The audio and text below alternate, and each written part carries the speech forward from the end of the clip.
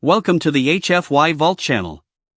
Remember to like and subscribe if you like the story. Enjoy and take care.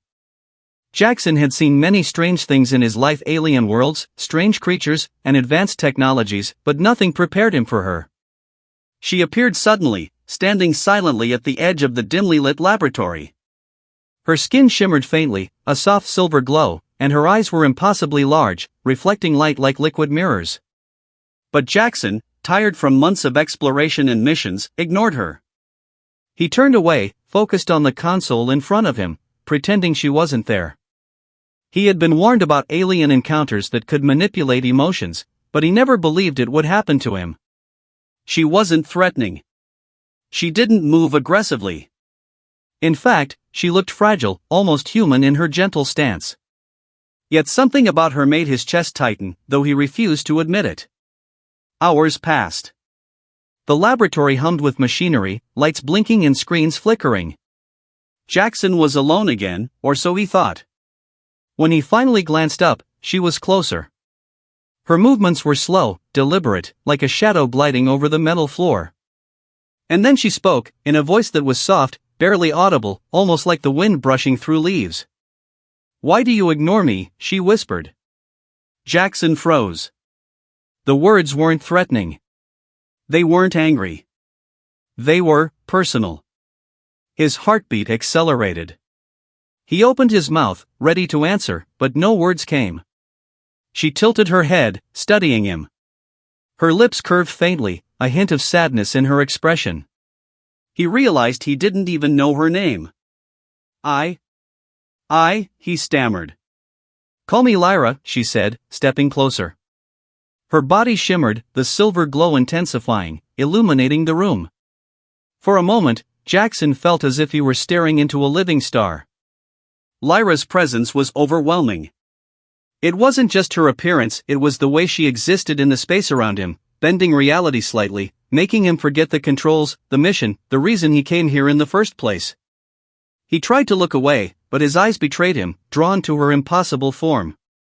"You don't see me," she said quietly, almost a whisper against his ear. "But I see you." Jackson swallowed hard. It was true, he had ignored her, treated her as if she were nothing more than an experiment, a puzzle. But her voice, her eyes, the faint, luminous aura surrounding her, it struck him deeply, piercing through the walls he had built. He wanted to say something, anything, but his pride kept him silent. Lyra stepped even closer. Her glow enveloped him, and suddenly, the room seemed warmer, softer, more alive. He could feel the air vibrating around him, responding to her presence. "I only want to show you," she whispered, her words barely audible yet echoing inside his mind. "Let me in, just once." Jackson's rational mind screamed to step back, to maintain control, to remember the dangers of alien contact. But another part of him, the part he had long ignored, was pulled forward, drawn to her like a moth to a flame. His heart betrayed him before his mind could respond. She reached out slowly, and for the first time, Jackson noticed the subtle details, the curve of her fingers, the faint trails of light she left in the air as she moved. It wasn't just beauty. It was magic, raw and powerful, and it wrapped around his senses. "Please," Lyra whispered again. "Don't let this be the last time you see me." Jackson's chest tightened. Something inside him cracked, a door opening that he had kept locked for years. He realized how wrong he had been to ignore her, to dismiss her as insignificant. Now, standing so close, feeling her presence like a living warmth, he understood. He needed her, not as a puzzle, not as a curiosity, but as someone who could break through his walls and reach the heart he had hidden even from himself. Time seemed to slow. Every sound outside the lab, every blinking light, every beep of the machines faded into silence. Only her voice, soft and intimate, remained. And then she whispered again, closer this time, a whisper so personal it made his pulse race. "Touch me once." Jackson's eyes widened.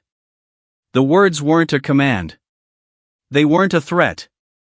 They were a plea, delicate and pure. He realized then that this encounter, this fragile, impossible connection, was no accident. Somehow, the universe had conspired to place her here, in front of him, and he could no longer ignore the truth. He stepped forward, his hand trembling slightly, his heart pounding. And as their fingers brushed, a spark ignited, not of electricity, but of something far deeper.